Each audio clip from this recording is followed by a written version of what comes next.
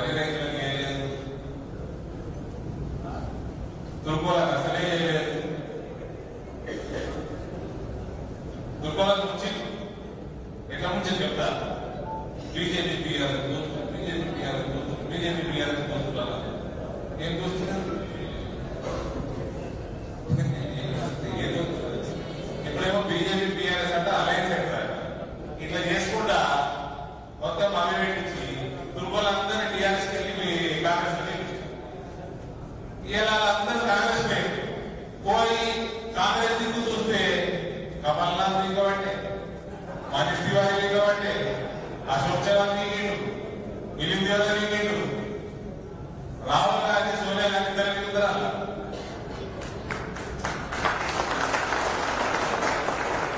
అరే ఇదే భయ్, ఆ కేసీఆర్ అన్న బీజేపీ వాళ్ళతో కొట్లాడు కదా. ఇదైతే మొత్తం హోల్సేల్ ఎక్కడైనా హోల్సేల్ ఎక్కుతున్నది. ఓ ముఖ్యమంత్రి లేదు, మాజీ మన కేంద్ర మంత్రి లేడు, ఉన్నోళ్ళందరూ మీద పట్టి దుర్గోల్ బాబు పరేషాన్ పడేయాలి. ఏ పార్టీ పోతుంది? ఇలా పోయినసారి 43 సీట్లు వచ్చినాయి ఏది లోక్సభలో, ఈసారి 23 కూడా వచ్చినట్టు. ఇక మన నాయకుడు, మన పెద్ద నాయకులు ఆ ఒక్క సీటు కూడా ఇష్టపడరు. కాంగ్రెస్ ఒక్క సీటు కూడా ఇష్టపడరు. పెద్దలా ఈ మిగిలిన వాళ్ళే కాంగ్రెస్ లా మీకు జవాన్ అశోక్ చవాన్ వాయే, మిలింద్ దేవర్ వాయే, కమల్నాథ్ వాయే, कौन बच गया भाई साहब? పాపం దుర్గోలందరూ బలమైంది ఇలా చక్కెర పడి మంచిగా ఏదో మేము చేసిన పొరపాటు బాకీ ఎంత పెరిగిందో, మా దగ్గర ఎంత పెరిగిందో వేరే జాగ్రత్త పెరగకపోతే మీ అదృష్టం మీద బాగుంది. గవర్నమెంట్ దక్షిణలు వాటర్ మీదనే ఉన్నారు, గట్టి కూడా గవర్నమెంట్ ఏం లేదు. మీ పార్టీ చరిత్ర ఏంటంటే మళ్ళా ప్రతిసారి ముగ్గురు ముఖ్యమంత్రులు అవుతారు. ఇప్పుడు ఈ 3-4 ఎమ్మెల్యేలతోనే ఉన్నది గవర్నమెంట్ మంచిగా మర్యాదగా పనిచేస్తుంది.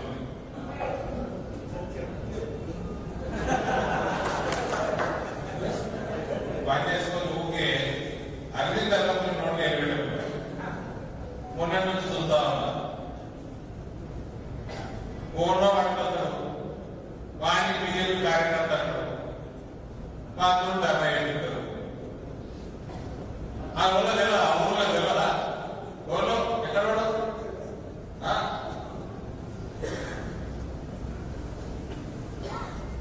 పార్టీ పెరిగిపోయింది. 3000 ఓట్లు వచ్చే నియోజకవర్గంలో 50,000 ఓట్లు వస్తున్నాయి. అది గెలిచే సీట్లు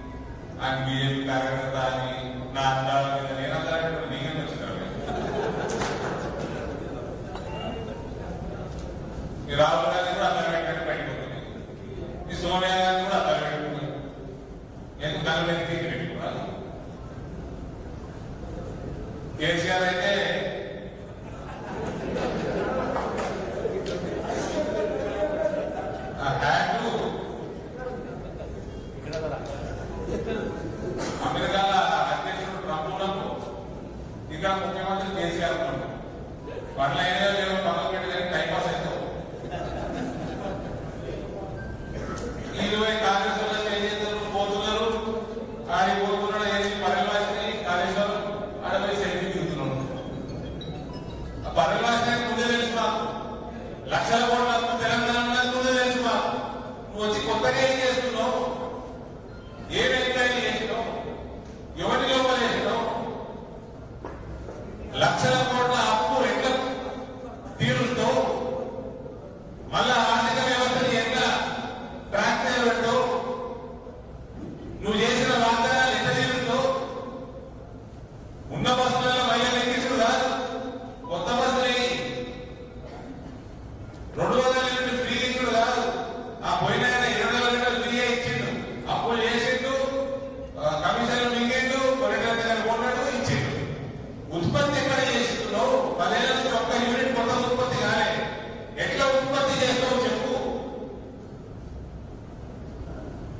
భూగర్భ జలాలను పెంచి 24 గంటలు 3 ఫేజ్ కరెంటు గుజరాత్ తీసుకొచ్చి క్వాలిటీ పవర్ తీసుకొచ్చి 3 సంవత్సరాలల్లా 9,000 కోట్ల నుంచి ఉన్న వ్యవసాయ ఆదాయం 37,000 కోట్లకు పెంచిన నరేంద్ర మోడీ.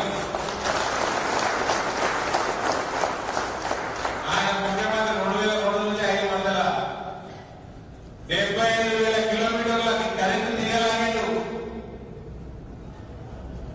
24-25 లక్షల పోల్స్ కరెంటు పోల్ మార్చిండు. కొన్ని లక్షల ట్రాన్స్ఫార్మర్లు సబ్స్టేషన్ పెట్టిండు.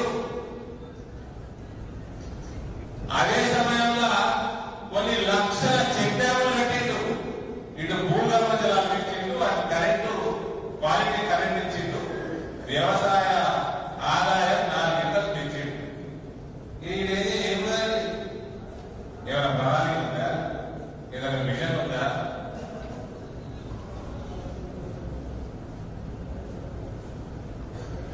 ఇరవై స్థానం నుండి గుజరాత్ బాలికల విద్యల పర్సంటేజ్ గా 3వ స్థానానికి తీసుకొచ్చిండు 3 సంవత్సరాల నరేంద్ర మోడీ. ఇవాళ మన